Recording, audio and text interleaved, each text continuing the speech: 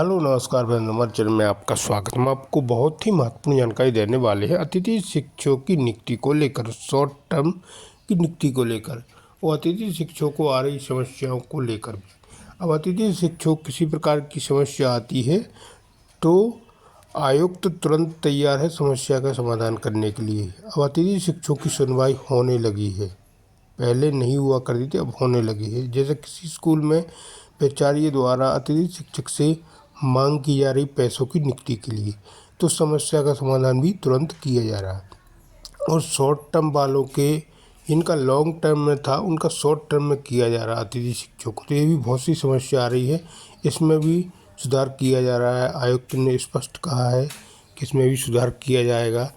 और अतिथि शिक्षकों की रिक्त पद जहाँ पे दिख नहीं रहे हैं उसमें अपडेट किया जा रहा है। और नियम, और जो भी अतिथि शिक्षक नियम के अंदर आते हैं उन सभी को रखा जाएगा, किसी भी कंडीशन में बाहर नहीं हटाया जाएगा, आयुक्त का कहना है। तो मैं इसके संबंध में पूरी विस्तार से जानकारी देने वाला हूँ और वो लाइव वार्ता आपको सुनाने वाला हूँ। रविकांत गुप्ता जी का क्या कहना है अतिथि शिक्षकों की नियुक्ति को लेकर, शॉर्ट टर्म नियुक्ति को लेकर, नई भर्ती को लेकर और आ रही समस्याओं को लेकर। अब वीडियो में बने रहा, वीडियो पूरा देखें। वीडियो अच्छा लगे तो लाइक और चैनल को सब्सक्राइब जरूर कर लें अपडेट पाने के लिए। रविकांत गुप्ता जी। साथियों, आज पहली बार ऐसा हुआ है कि किसी अधिकारी ने अतिथि शिक्षक भर्ती में हो रही अनियमितता को देखते हुए तत्काल कोई एक्शन लिया है। आज एक हमारी बहन है जो भी कहिए सतना से थी, उनके प्रिंसिपल द्वारा उनकी ज्वाइनिंग नहीं की जा रही थी। उनसे प्रिंसिपल के पैसे की मांग की जा रही थी कि आप पैसे दोगे तब हम आपकी ज्वाइनिंग करवाएंगे। इस संबंध में मैंने आज अपर सचिव सर जो है अपने पीके सिंह सर, उनसे शिकायत की कि सर ये ज्वाइन नहीं कर। उन्होंने मुझसे कहा भी था कि जो भी प्रिंसिपल या संस्था प्रमुख नाटक कर रहा है, ज्वाइन करने से मना करा रहा है, अगर आपका नियम में है और आपको ज्वाइनिंग नहीं करा रहा है तो ऐसे लोगों के ऊपर हम तत्काल कार्रवाई करेंगे। और उन्होंने मेरे सामने फोन लगाया, उन्होंने फोन रिसीव नहीं किया। इसके बाद वहां के जो डीओ हैं उनको फोन लगा के निर्देशित किया है कि तत्काल उनके ऊपर एक्शन ले। स्कूल का नाम क्या था यार? खोई हायर सेकेंडरी स्कूल खोई के प्रिंसिपल के ऊपर तत्काल कार्रवाई करने के लिए उन्होंने डीओ सतना को बोल दिया। मतलब ये अब लगता है कहीं ना कहीं कि हाँ यार, अब हमारी भी कुछ ना कुछ अधिकारियों के सामने एक अच्छी वो बन रही, छवि बन रही है कि जहां हम लोग शिकायत कर करके डीओ बीओ से लेकर के हर जगह शिकायत करते थे, कोई कभी कार्रवाई नहीं होती थी। आज पहली बार ऐसा हुआ है कि हमने शिकायत की। उन्होंने कहा था कि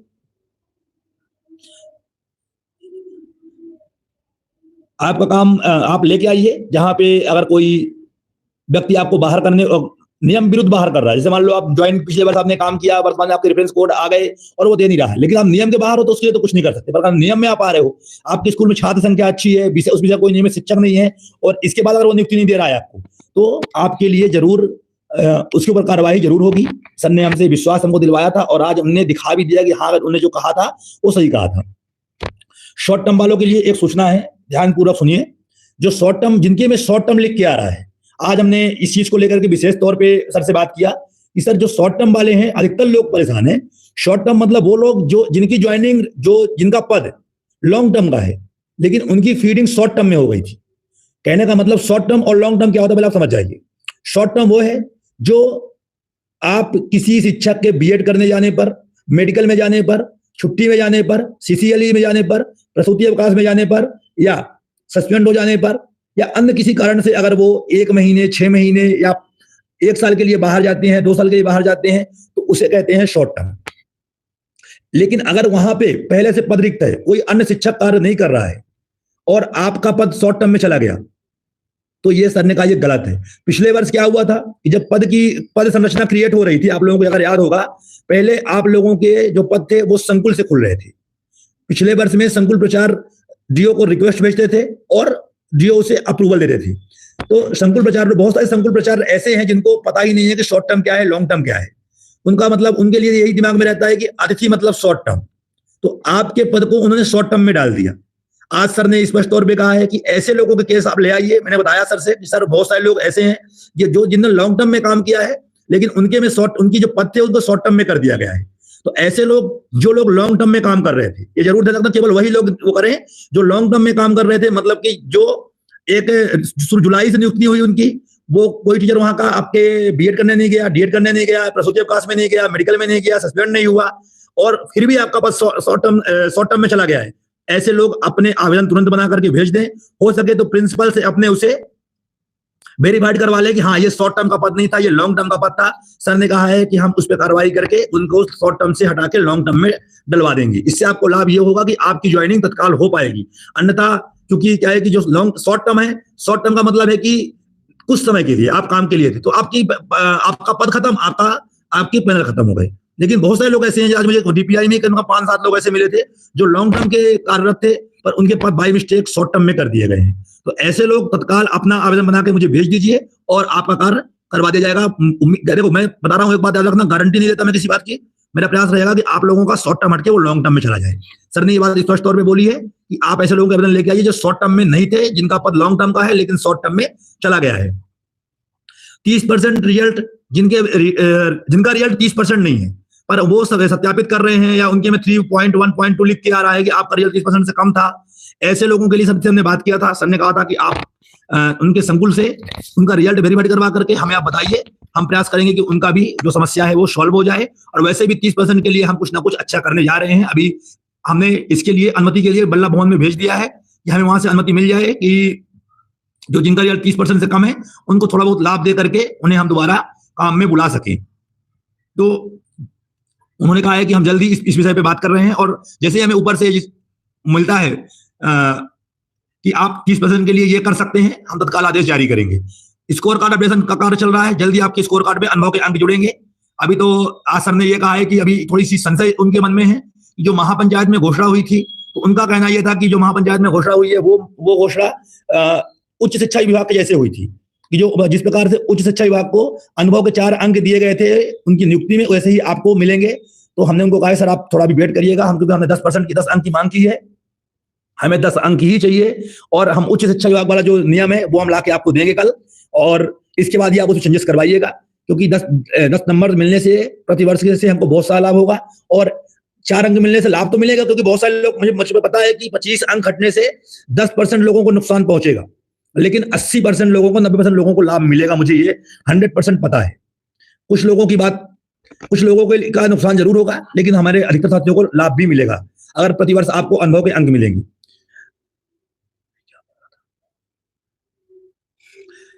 नई भर्ती के लिए अगर मैं सर से आज ये भी बोल के आया हूं कि सर आप डेट मत बढ़ाइएगा, अब आप नई भर्ती करिए। उसमें एक ऑप्शन करवाने के लिए बोला जा रहा है कि हम उसमें एक ऑप्शन करवाएंगे, जैसे मान लीजिए किसी का रिक्त पद नहीं खुल पाया है, या किसी कारण से जो पूर्व से कार्यरत था उसकी नियुक्ति नहीं हो पाई है, तो उसके लॉगिन आईडी पर एक सुविधा उपलब्ध करवाई जाएगी कि आप नई स्कूल चाहते हो कि आप पुराने स्कूल में ज्वाइन करना चाहते हो, तो आपको ये सुविधा मिल जाएगी। अगर डेट नहीं भी बढ़ती है उसमें आपके लिए सुविधा उपलब्ध करवाई जाएगी। जो पूर्व से कार्यरत थे और किसी कारण से वहां पद नहीं खुल पा रहा है या अन्य कारण से आप बाहर होंगे, तो आपके आईडी पे उपलब्ध रहेगा कि आप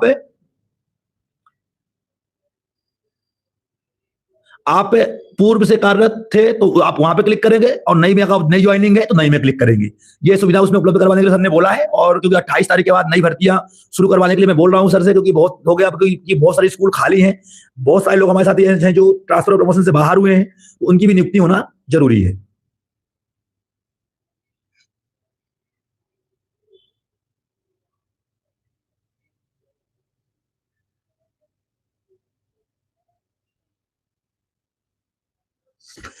लास्ट ईयर शॉर्ट टर्म था ऐसा नहीं होता भाई। आप अपने प्रिंसिपल से बात करो, पद की बात करो, आप कौन सा पद था लास्ट ईयर। अगर शॉर्ट टर्म था तो आप शॉर्ट टर्म में ही रहोगे, और वर्तमान में आप शॉर्ट टर्म में थे तो लॉन्ग टर्म में था, पद आपका लॉन्ग टर्म था, बाय मिस्टेक शॉर्ट टर्म हुआ है तो जरूर चेंज हो सकता है।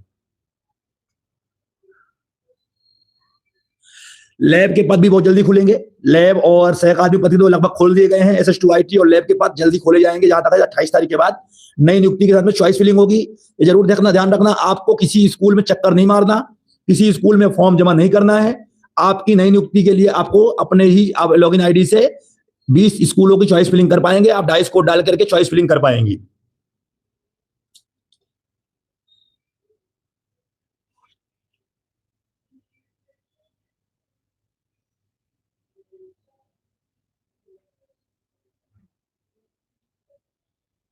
स्पेशल रिक्वेस्ट कौन से? हाँ, संस्कृत वालों के लिए मैंने बोला है। जो संस्कृत वाले थे वर्ग 1 में काम कर रहे थे, वर्ग 2 में उनका हुआ है, उसके लिए हमने आज आवेदन बना के दे दिया है सर को। कल तक में ये समस्या आपकी सॉल्व हो जाएगी, टेंशन मत लीजिए।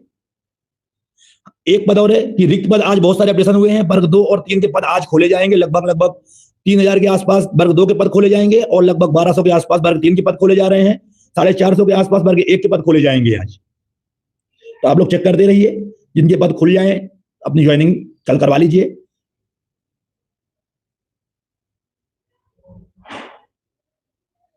जिले में तो देखो भाई, अब होने के बाद ही मालूम पड़ेगा कि आप कितने जिले भर पाओगे, इसका मैंने भी नहीं कर सकता है। बाकी जो भी समस्याएं हैं आप मुझे व्हाट्सएप कर दीजिए, कॉल कम से कम करें, क्योंकि कॉल अगर हम उठाएंगे तो फिर काम नहीं कर पाते भाई, इसलिए मुझे मोबाइल बंद करना पड़ता है।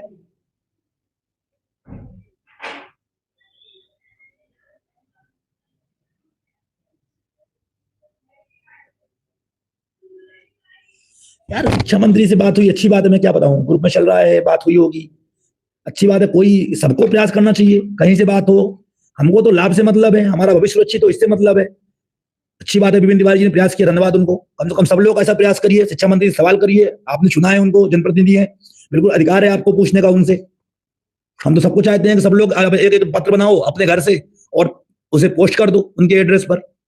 30,000 लोग हैं, 70,000 लोग हैं, 70,000 पोस्ट पहुंचे एक बार में, 10 रुपए 20 रुपए खर्चा है। हमें स्वार्थ भूल के सब लोगों को एक साथ होना होगा, तभी आपका और सबका भला हो सकता है। अगर हम स्वार्थ में जाएंगे, हम अपना अपना देखेंगे, तो कभी किसी का भी भला नहीं हो सकता।